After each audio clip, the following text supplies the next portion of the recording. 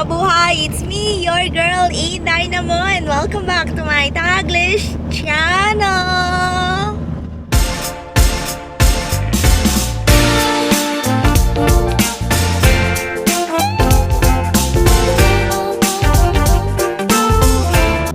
Hello guys! How are you all on either side of the universe? So guys, today, good morning people of the universe. Good morning, Jax. Good morning. So guys, you can see this is we are leaving Clare Valley, guys, and we are heading to our next destination, next stop for today's video, guys. I-update ko lang kayo kung anong nangyari, guys. So today we are leaving Clare Valley. So we are heading now to Clare Valley sa small town nila, and then after nun, leaving Clare Valley na dito sa South Australia, guys. So nakita nyo na, ayan, we are towing the caravan, of course, people of the universe. So today's video, I will show you lang yung daan. Bataas tayo ngayon sa north. So, correct, Jax? We are heading north. We're heading north and then northeast. Northeast, guys. So today's video, we are heading to somewhere, guys, and I think this is very exciting. We're going to somewhere. That's very descriptive. We are going to somewhere, guys, and then yes, so you will find out where, and later again i-update namin kayo ni Jax, okay? So this is Clare Valley 1, guys. Yan. Yes, this is the main street of Clare. Well, not yet, but we are heading soon. If there's a runabout and there's a pub, you can see there's a lot of housing from left to right. And then usually, yung mga nandito ay mga granny, elderly, and retiree. I think so. Where there's a few, some young peoples, but maybe mid people, or like that, or a vacation, or like that, guys. In 300 meters at the roundabout, continue straight to stay on Horrocks Highway, So Main North yung Road. sports oval nila, I think so. So guys, what are we waiting for? Happy watching. The Bob.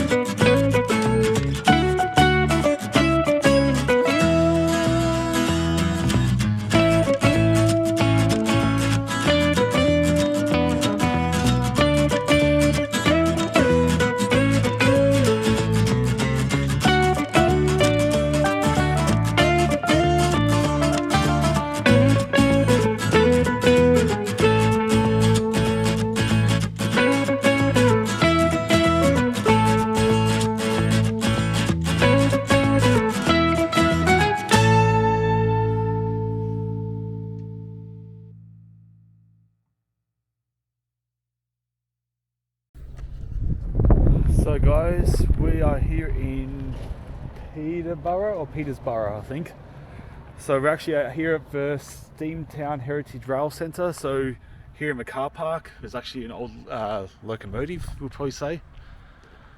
So there's a train, so it's probably a sign of things to come. I'm guessing there's trains and stuff inside, so we'll learn about the local area and trains and whatnot. So apparently you can't climb up there, so it's just a display train. As in InDaynaMo, I'm sure there'll be a selfie soon enough. So guys, show me inside. So guys, it's actually correct, it is Peterborough. So it's in front of the train there. A bit of a turntable. That's the logo there. So this is actually an information centre as well, so they have information about the local area and attractions and whatnot. So we're here in Peterborough anyway. We'll go inside, pay entry and see you on the other side.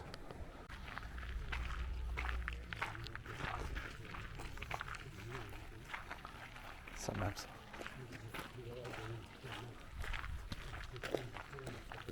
There's that sign up there.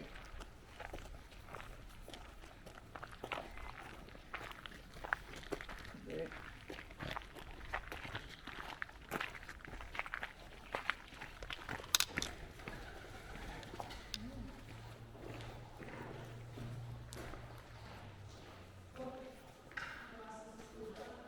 Anything about that? Seeming to be like a speedo.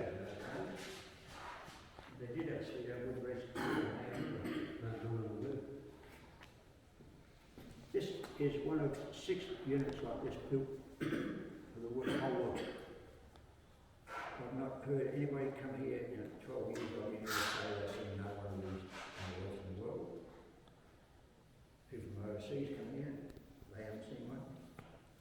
So I think I'm fairly right by saying this is a there's one bridge. It's a weighbridge. Weighbridge, there's another one. So it's at 6.5 tonne on each wheel. So 1, 2, 3. So on that one, use this. This one, that side, one on the other side is this side. So you slide this long, half tonne graduation. There's a little one on the back, 0 to half tonne. So you get very accurate measurement. So when you get it, slide that long, adjust it until you get to the point when that beam will start to balance the float. That's the weight. It's been here for nearly 100 years. Got to replace all the levers going through there, not the levers so much as where they pivot. Yep. They're called knife edges. Replace them, recalibrate it, would weigh and hunch out again for another 100 years. Weighing up to 3 gauges. So broad gauge, standard gauge, and narrow gauge. To weigh broad gauge, use it down with the T and take it as false please. High school kids came here a few years ago, wanted a job. They take study course one morning a week, 4 boys, 4 girls. It's all covered in grime. Stands are going terribly rusty. Washed them out here, they cleaned it up, got rid of the rust, painted them, polished them, painted up to there. Adelaide's one had blokes working there, put the windows in. So they did a very good job. Apologise for pigeons in the place.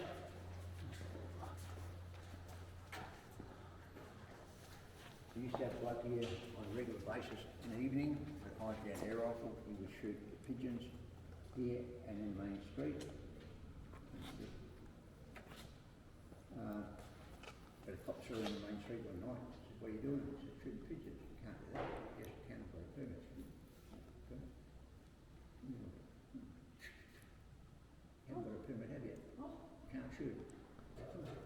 So for 3 or 4 years now, pigeons just got way out of control. They do something. This was the main workshops, one of the biggest workshops outside Adelaide for a long time. Down at that left-hand corner, the structural damage caused by neglect because the government owns it. They'd rather knock it down, fix it. They did say they fix it, you do it Tuesday. Didn't say when. 14 years here next month, middle of next month. Haven't fixed it yet. Down that left-hand corner was a very big forge. That's all along beside it. They're ready to go and run us notice. The sheep loader was built in 1890. The steward first got it. Needs repainting now. Got nobody to do the painting. If you go to from a yard where they had, if you go to a rail yard that had permanent side loading ramps, sheep, and so forth, you'd use that one. That's very useless type. You go into a station that does not have the permanent side loading ramps, you use this, load a whole train here, or top deck, lower down whole deck, or the bottom deck. You need to push this up on top, take with to unload. Imagine trying to push sheep through there. Can't stand up in there, you can't kneel down, you can't crawl in there. It's all full of sheep crap and everything. Have a good dog. Really good dogs, or some really good kids. But yeah, high school kids done that wagon up, they finished that one, started work on the cattle car. All had to do with sandblast and paint the undercoach would have been finished. But the government changed the rules a few years ago. You have to have 10 in a class, not 8 or 9. We could never get 10, we could always get 8 or 9. We only got 1,500 people in town. These are last year at high school kids. So I made a point of talking to all the kids doing the course, and 95% at least of them wanted to get a job doing something like when they left school. They wanted to get a job. So you would think the government would be laughing if they had 1 or 2 a year that wanted to get a job.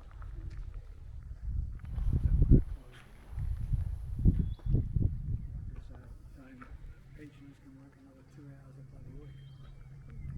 What a lot of bullshit that is. They want people to work. Truck changer here. Single cylinder steam driven compressor for the brakes. The train brakes work under air pressure holding them off. Lose the air pressure, they come on. There's a brake line that goes all the way through the train. This is the snap-on connection where the hose is joined, so it'll be not really tight. So that's just the engine keeping the pressure. It's leaking sitting on the station. So there's a tap front and back of every engine and wagon. They stop, pressure the front train, back of train, whole train pressurised. Come along, lose a couple of brakes off the back, drive the motor straight away because all the brakes will come on. So down the base then.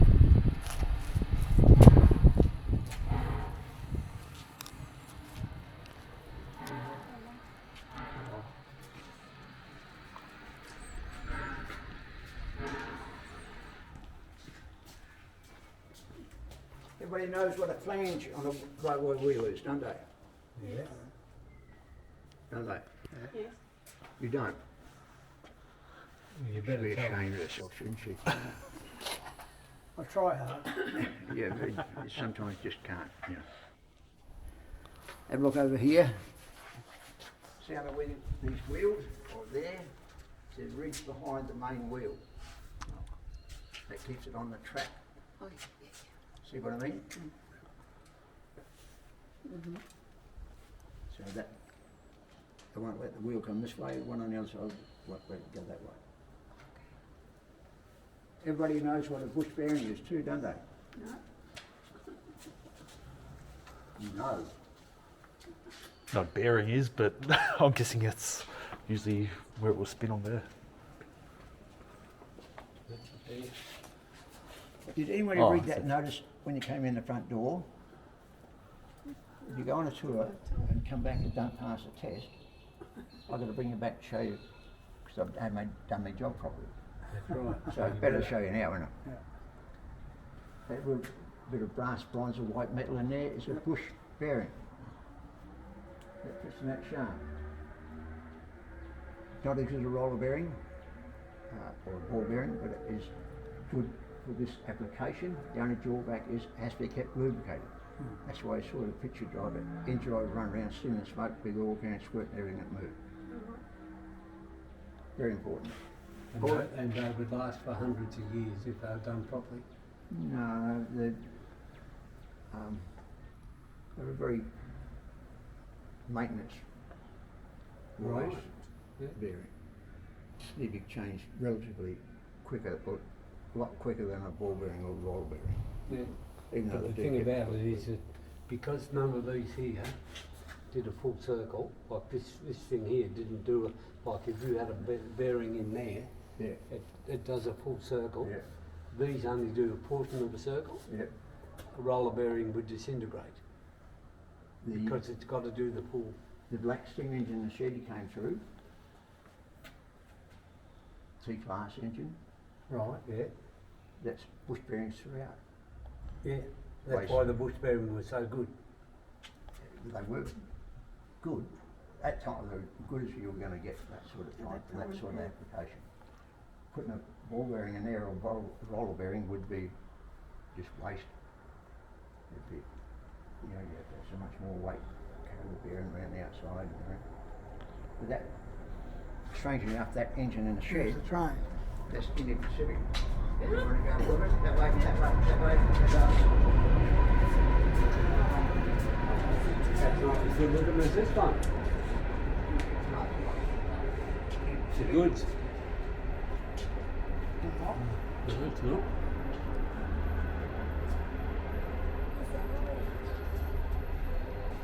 That's Indian Pacific. Yeah. Yeah. Looks like it.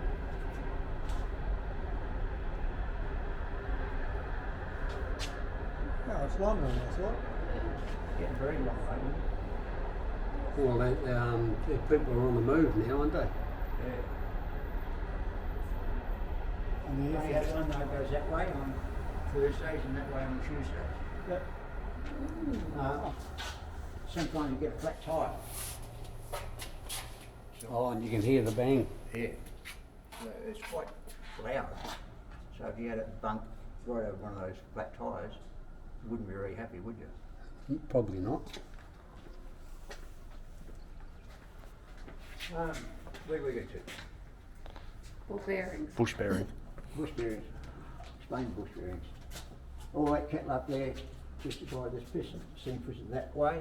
This valve changes, steam pushes back that way. It's a double acting piston, two price of one. The exhaust then goes through the valve gear into the round black part, the smoke box, and out chimney. That uses the Venturi principle, drag the heat from the firebox through the boiler and out. Boiler's the round part, firebox is one with all the knobs on it. Venturi principle, everybody knows what that is, don't they? What was that again? Venturi principle. No. No idea what you're talking about. No. Remember the old fashioned fly spray? Yep. Pump a little tank on the Yeah. front. Yeah. As you pump the air goes over Lose the top the of it, pressure. tiny little tube goes down into the tank. Doesn't go to the bottom of the tank, just nearly to the bottom. As the air goes over top of that tube, forms a vacuum in the tube, drives fly spray up. Venturi principle. It's a very good, simple principle, very few wearing parts. Steam go out chimney, use the same principle, drag the heat from the firebox through the boiler and out. The boiler, the round part, full of water, through that water go roughly 122-inch pipes. They go from the firebox through the boiler, into the smoke box and out. Thing up top like a bowler hat. In the middle of the boiler up there, that's the steam dome. That's where the dry steam accumulates, dry steam being the most efficient. From there, it gets directed to the pistons. Anyway, notice How do you get dry steam? old-fashioned kettle, boil away on the stove, spout, steam coming out the spout, Yeah. little gap like that. Ever notice that? You can't see the steam coming out the spout? No. No. I was too young then. I was too, but it always worried me. How can I get from there to there and me not see it? All It's the right. dry steam. That's the most efficient in this engine. Won't worry about superheated. That's no problem. So the pipes take it down here. The firebox down here. The water jet firebox, you've got two waters up here about 75 mil apart, and they're about 10 or 12 mil. The gap in there is full of water, and that water's connected water in the boiler. The rivets around the bottom hold the wall to the base, but up there, all those things are stays. Rods welded from one side to the other. Without those rods, that 10 or 12 mil plate would just blow out. Wouldn't be able to stand the pressure at all. This one's 175, that one's 200 pound screw. Fireman's job is to throw the coal full length of that firebox, full width, even back corners, from one little hole at the back, not too thick, not too thin. Too thick won't burn quick enough, too thin will burn too quick. If he gets big lumps of coal like that, that's no good. That's the size you want, not that. Look, a whole lot of coal like that in your boiler, in your firebox, your engine will be totally inefficient. Does it all right, coal burns and ash gets to here, certain places you can rake it out, but only at certain places. This engine, that one out the car park, English design and built steam engines, but worked for the West Australian government. When we decided to run a train up the Aurelia, we knew the South Australian government had destroyed everything they possibly could as quick as they could, so we went to West Australia, purchased these 3 engines, got them back here and got them running at a very cheap price. We were very, very happy with that. This one has since blown a boiler tube, so that was kaput. That one, they've started to do some work on it at one stage and got out. But to get that going safely, you're probably looking at $1.5 million. This one, a fair bit more. Getting the boiler ticket would be a bit interesting, wouldn't it? Yeah. There's a tourist train interstate. They said their boiler was kaput, so they sent it over to Germany. There's all the boiler tubes going through there, and the plates and everything. So sent it over there, they redone it, sent it back, went to put it in, got a great wind in it. So it's all rotated. So they had to send it back. In the meantime, they put the old boiler, they had taken out, put it back in, and got the engine running on the old boiler. So they don't even pay for the other bit. This engine, that one and the one out of the car park, English design and built. In England, this would have been designed for express trains. Big wheels go faster, but in Australia, our tracks are not as well maintained as the English. So this had a reputation of being very, very rough to ride in. So rough, they end up putting a speed restricting on it, relegating pulling freight trains. See why it's rough to ride in? This axle can only go straight up and down in the slide. So you've basically got a fixed point from here to the front drive wheel. Plus, this axle has got this massive, great heavy spring, very short, heavy spring. Each the axles have that. They're very rough, or very strong, so they don't get much of movement. Let's go across this one over here. This is made by the same people who made the Mabuhay PIpol Garrett, the double engine. I read a book the other day, the author said this is the best steam engine ever introduced to Australia. I don't know if he's an expert or not. Fixed point here, connect up a longer, lighter spring over the floating axles. The axle can go around the place, as long as it carries the weight, doesn't matter. Along here down this walk arm, that's a walk arm, so it pivots in the middle, so it's like a seesaw. A lot of semi-trailers with dual axles, caravans for years only had walk arms, their suspension worked quite well. It's got walk arms and springs all the way through the engine, makes it a very soft ride. This is a general purpose engine. Why have we got different size counterweights? I'd say it's probably in comparison to what's up there. You're right. That one's only balanced that one crank. This one's got about 4 cranks in that bit. But those counterweights wouldn't get very far, the whole thing would be shaken wrong. Notice how the firebox slopes to the front, making this the lowest point in the water system. Hopefully that's where the dirtiest water ends up. Steam engines do not like dirty water, so every now and again, one pulls the lever in the cabin, squirts out of there, comes out there extremely hot, extremely loud, even though it's supposed to be a silencer, and under 200 pounds per inch pressure, going 175. Talked to a guy who used to drive engines in a state a few days ago. He was telling me that he was driving an engine in a car park there, in a rail yard where they had a lot of chooks running around. One chook happened to run past here. Instant chook. Instant. How to get water from tender into the boiler against the steam pressure.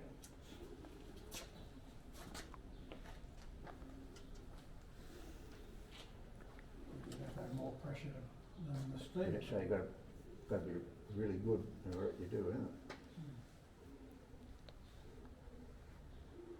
Silence. Some engines had very powerful steam tube pump, a lot of wearing parts. Others had these valves here, ejector valves. I got a book on me the other day, read it twice. I'm not much smarter when I finished when I started. But I think it's trying to tell me they work with Venturi principle, but very, very complicated. But Venturi principle, so very few wear parts. And that's got roller bearings on the wheels, not the cranks, but the wheels. We'll head up this way.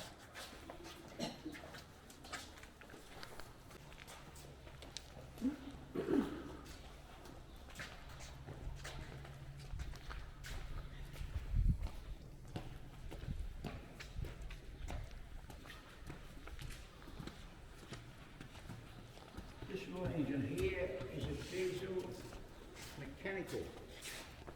So it saves your car a truck with a clutch and a gearbox. Not a very good idea for a railway engine. It is very light. You think it was designed to work on wharves in England. How we got it, I've got no idea. It did work for the West Australian government. Diesel mechanical is not a very good system. You've got to get enough speed up, change your gear. One of the big drawbacks is you took so long changing gear that you lost your speed and you had to go back to previous gear. These are mechanical, these are electric, these are hydraulic around the corner, and steam. I think we don't have pure electric, that was never ever come here. Now, can we all fit in the cabin, or is anybody nervous about close proximity? Anybody?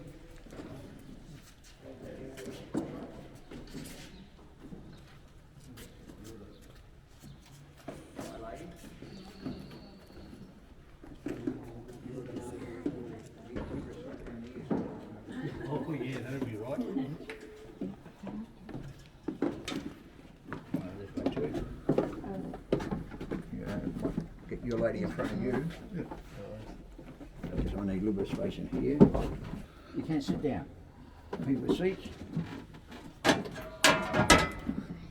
Every engine had its own shovel, and the fireman had his own shovel. Shovel has several uses. Any idea what some of the uses could be? Shoveling the coal. So there's one. What else? Cleaning stuff. Putting on, there's one. How about Cooking. yeah, bacon eggs, one. Yeah. You know, winter's morning, there's snow on the ground, nice golden sunrise, bacon eggs and a billy. Bob's your uncle. But if you're anything like me, now I've turned 65, I have to, after bacon and eggs, Oh, yes. And just straight out the door. yeah, not in there. No. Got to cook your lunch in there, don't you? Yeah, that's right. Portable toilet. Portable toilet. There's not one around here, is there? No. No. You can't stop the train, have it. What's that? Water boiler tubes. That's 2-inch Exploded. pipe. It just blew up. Blew up. Oh. Holy heck. It's unbelievable. I think that's a big American engine. I've had that picture up for about 4 or 5 years. I found it on the computer the other day. And all that had extra for that was it said that 3 blokes got killed in that accident.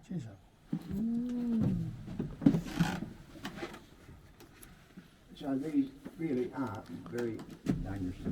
All controls that side after the fireman to control water level in the boiler. That long lever there, fire lady might put a hand on it. The long lever. Can't even see it. This Yeah, this one. That one, that's it. Yeah. That shakes the ash from the firebox down the ash pan using those lugs down there. Oh. Firebox, have a look in there, you can see how far away the front wall is. And they have to throw the coal right into the corners. Yeah. Yep. We used to have a young bloke as a guide here, he used to demonstrate how to throw the coal in. What's wrong with that? Can't get it out again. No. Have a look at it, it's big. It's all piled in the middle of the fire box. So it could start a fire. You're supposed to spread it all over Yeah. and break it up into that size. Good idea to have the door shut most of the time. So how did you have to break it up before you threw it in? Yeah. Break it up out here. Down there, Got a okay. hammer, Right. especially for that. Oh. Gadget up there, lubricate it, oil on top half, water on bottom half, find looks at the portholes, just the valves underneath. Somebody drops the oil and it float up through that water, and that water and oil goes to various systems to lubricate things like pistons. Predetermine how many drops you should have a minute.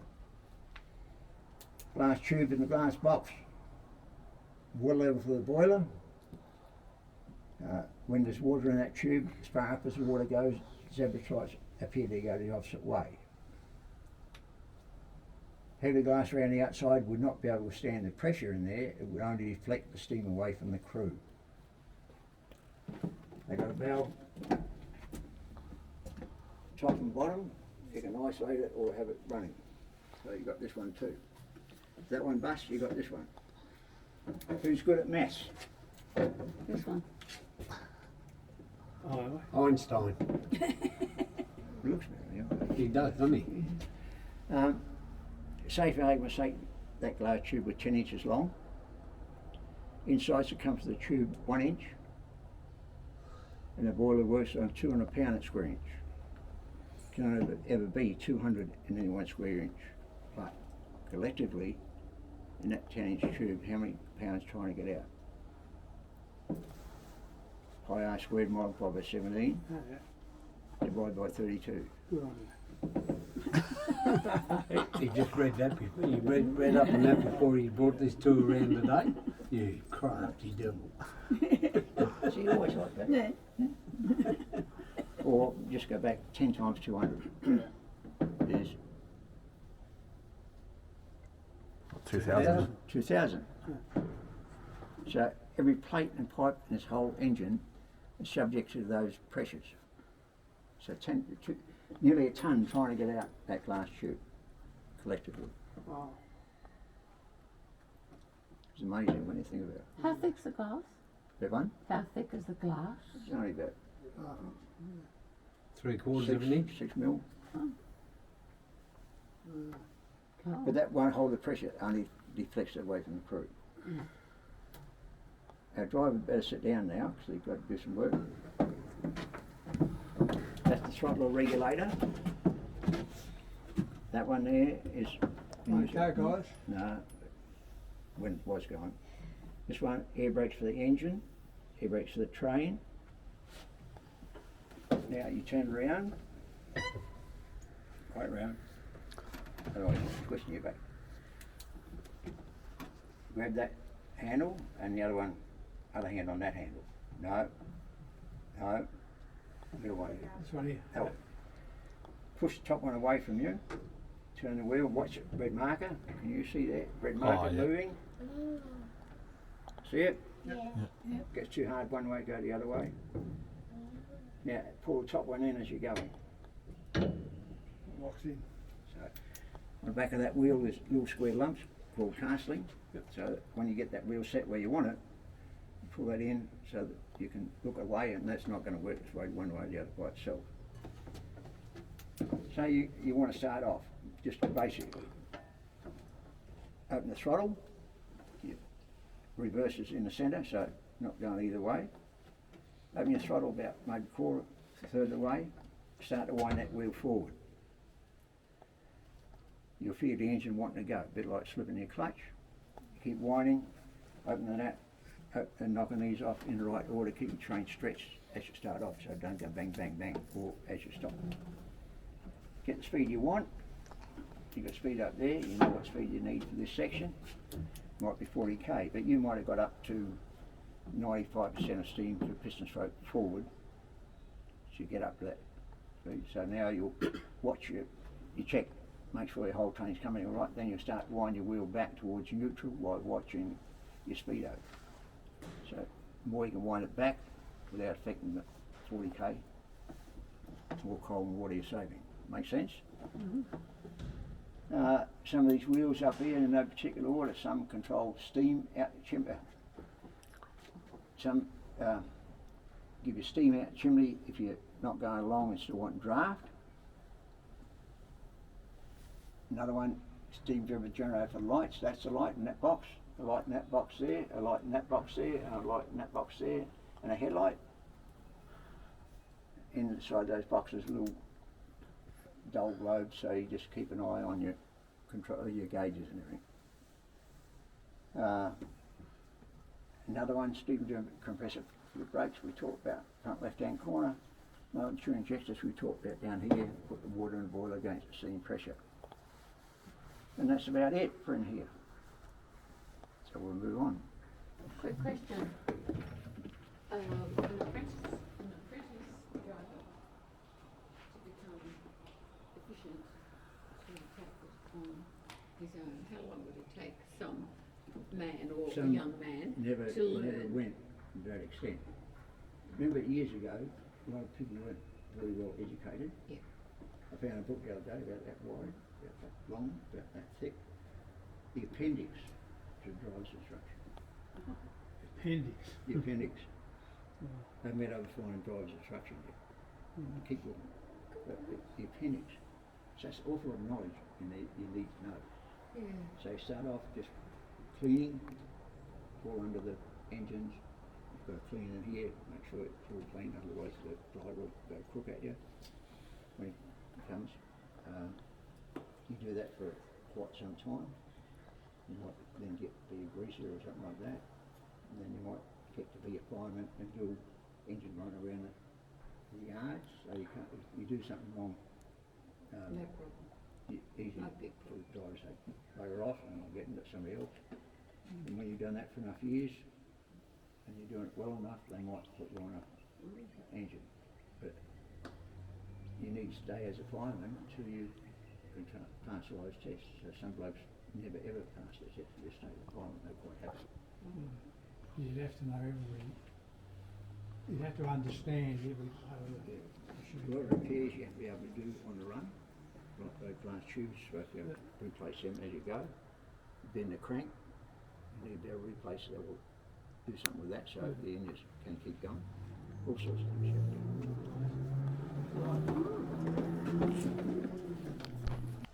Steam engine, mate.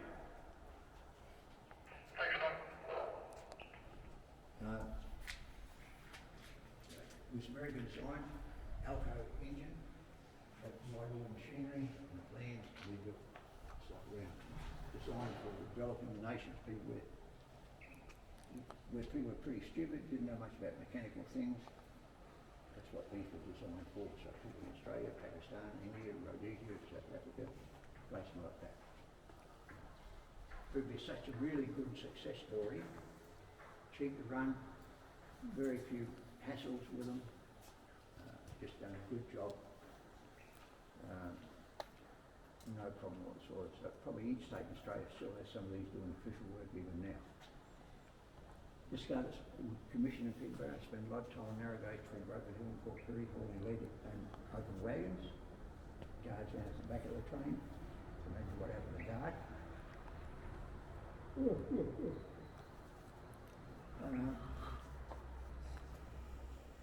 This was sold off sometime during its life after being changed to standard gauge bogies, because otherwise the narrow gauge were standard guys.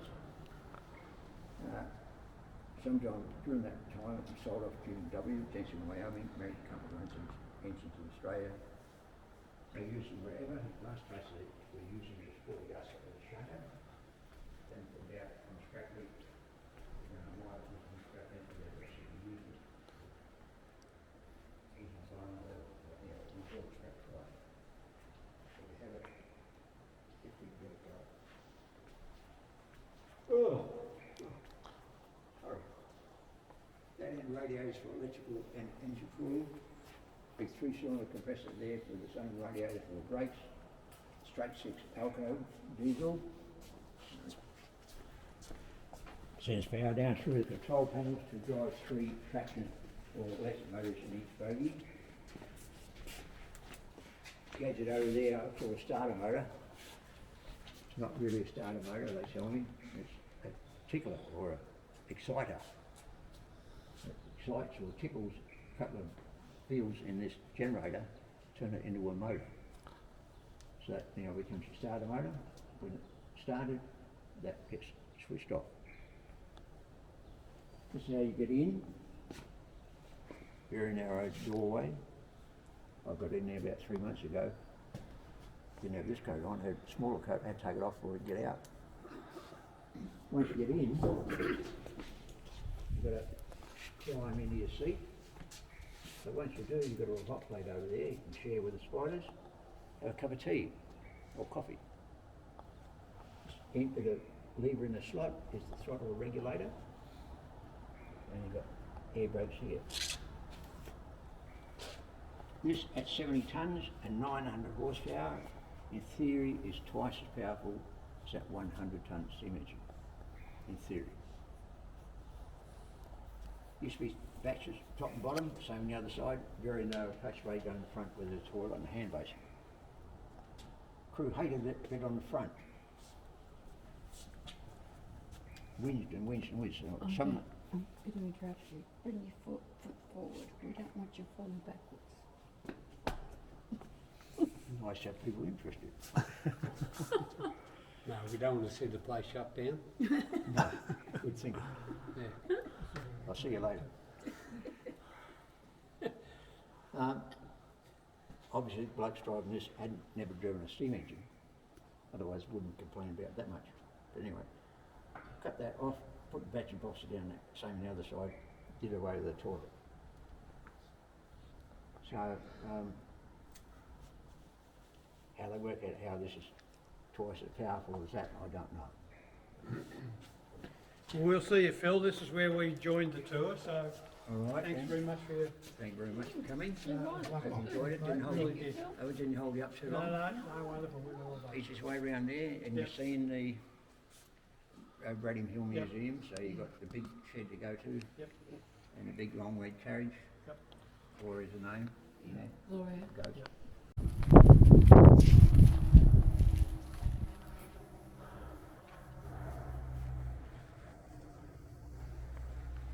Rather daunting standing in front of one of those, isn't it? It'd be rather daunting if it was running too, wouldn't it? It'd be rather daunting if you got hit by one. Wouldn't know Very much about solid it. piece of machinery. Yeah. NSU 55, it pulled the Garn from Maritwala Springs on the old Garn line up until 1980. This locomotive's done 1,050,000 miles, not kilometres but miles. And it's powered by a 6-cylinder Salzer engine. That's one of the pistons there we took out from another one that we've got to show people. So it's quite a substantial locomotive. Piston's a bit bigger than a car piston, as you can well see. The locomotive itself was on a 3'6" narrow gauge line, and you can see the overhang of the train. It's virtually twice as big as the track, and that would explain why the Garn used to rock like a ship. I was going to say, yeah, does it when affect it, handling? Travelled through on its path because of the thinness of the gauge. And of course the old Garn was plagued with derailments, lines buckling, lines flooding, breakdowns. I reckon if you arrived on time on the old Garn, you felt cheated, you didn't get your adventure. So henceforth that was travel in the old Garn. The front of the train looks rather daunting. You'd imagine it to have a big engine in there, but it's actually quite hollow. There's nothing much in there but a battery compartment, which houses 24 8-volt batteries, which but it looks deceiving from the outside if you don't sort of recognise the compartment there. It only did 50 mile an hour. 50 mile an hour, yeah. Well, a car can only do 60 legally, or generally on a highway. Yeah, it's miles we're talking. Yeah, 50 mile an hour is pretty fast for one of these on such a skinny track. Yeah. You know, be quite. No wonder it took so long to get to Darwin. Yes. So you're welcome to inspect the cabin and the generator set up behind.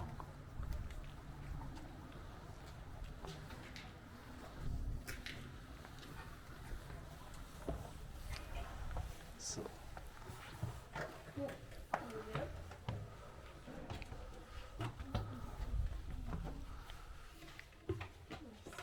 this one's a bit more spacious than one next door. It's so high. Yeah. Bigger too. I guess for this up here, it's, you sit up there and yeah, you probably need to sit on a phone book or a cushion. Look, it's So so that's good. light. Oh yeah, you have to over your head. Oh, it's so big too. Oh, Oh, it's see, the toilet. I can imagine being right next to this as it's going for you to use. It's so loud. That Yeah. you will be like doing business.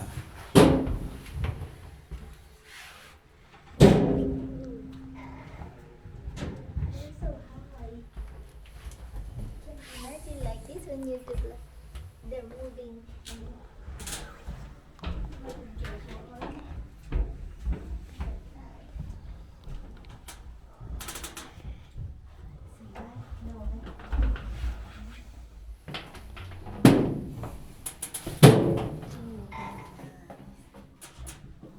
So big now.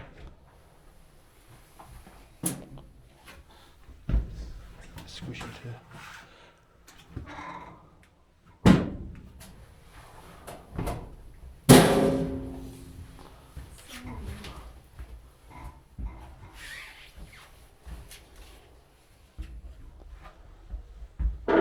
Just to tap it.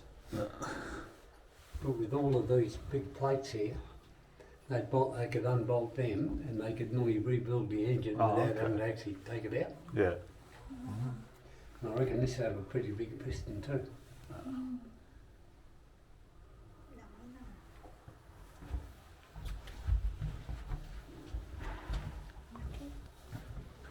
A lot of safety involved, wouldn't it? Yeah. That'd be red hot.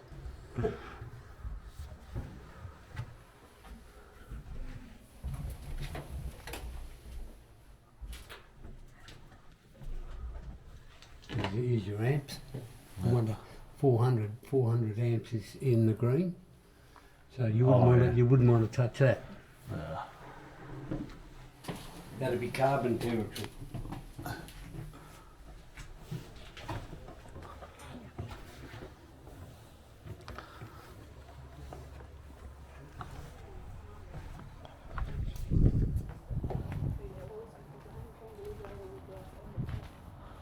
And what's like up in Western Australia holding Pimla. We had sometime tour runs, we had trains running in, tourist venture, so they did the summertime runs because we couldn't run the steam train in the summertime because of fire hazard. So this is one little good job for us.